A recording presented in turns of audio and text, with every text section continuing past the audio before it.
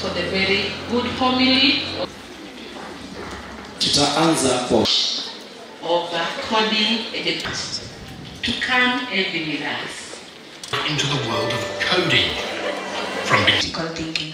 I am Joyce Akenyi, and thank you.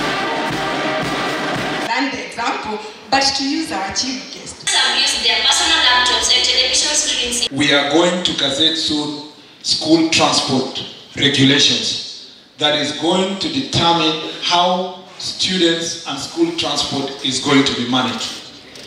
We will want an accountability from our schools in terms of how they manage the drivers and how they manage the vehicles and how they maintain. When there was an accident last time at Londiani, I announced that we are going to apply technology by making sure that all our vehicles, particularly starting with school vehicles, school buses, we are going to fit them with vehicular telematics. Road accidents is a matter of great concern. Again, when I came to office, I announced that we are going to put speed cameras on the roads. We are already in the pilot stage. We have speed cameras in different corners of the country. We already know the results it's giving us. When we roll out, we know what we want.